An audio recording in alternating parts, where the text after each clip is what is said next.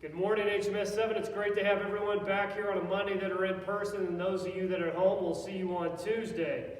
But I'm glad you're tuning in right now to Jumpstart again. Reflect on the fact that Jumpstart is about reflecting upon the 7 habits of highly effective teenagers, also highly effective adults.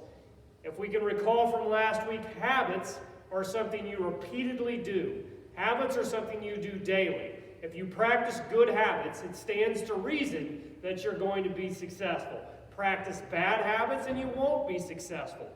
We talk occasionally about what a bad habit is when we're talking about working on our academics. A bad habit would be not going home and putting in the time studying. Bad habit would be forgetting your materials. And a bad habit would be not asking questions when you don't understand things. Practice good habits. Ask questions when you don't know the answer.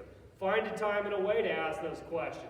Carve out a little bit of time of prioritizing your work when you get home. Maybe it's 20, maybe it's 30 minutes. I know sometimes that can be challenging. But again, the purpose of Jumpstart is to work on practicing, thinking about, and reflecting on the 7 habits of highly successful teenagers.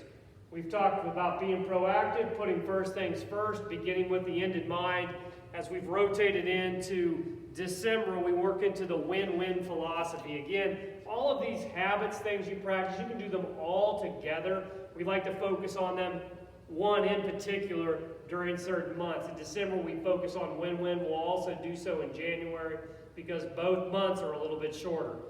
So I flip this over. I want you to silently reflect for the next 10 seconds on exactly what win-win means.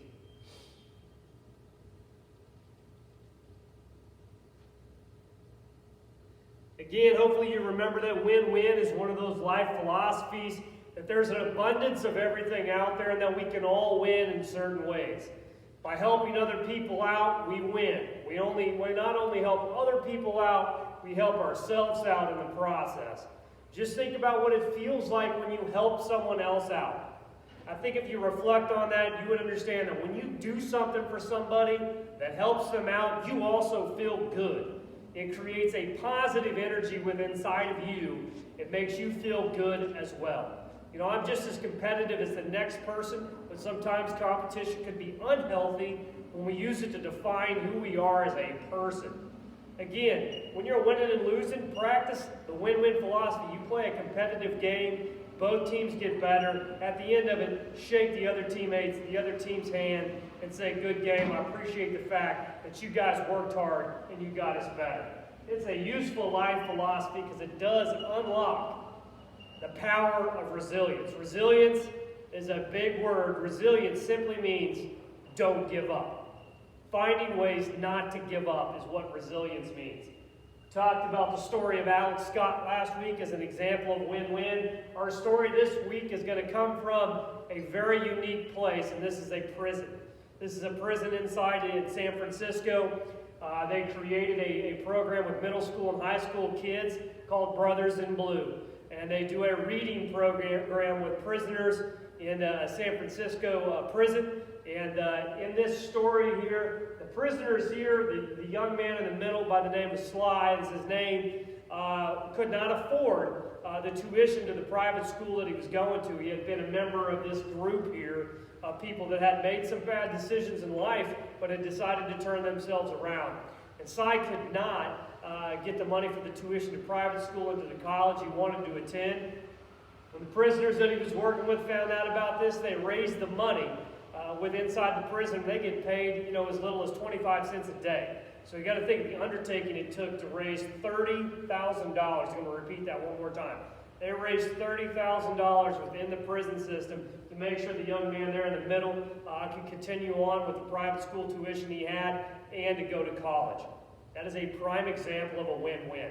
People inside the prison system are turning their lives around, trying to become better people, trying to restore themselves and become productive members of society. By doing that, also helping a young man go get his education. It's a great example of practicing win-win. I have shared this in Google Classroom. I'm going to share this with your teachers as well. That's our win-win reflection sheet. where you can get on there and think about ways to practice win-win. Number 5, please share with us examples of you practicing a win-win over the next couple of months. I would love to hear your stories, would love to read about the ways in which you're helping other people out and practicing win-win. So I please encourage you to fill the sheet out and go through that and share those examples, and we can share them out as well.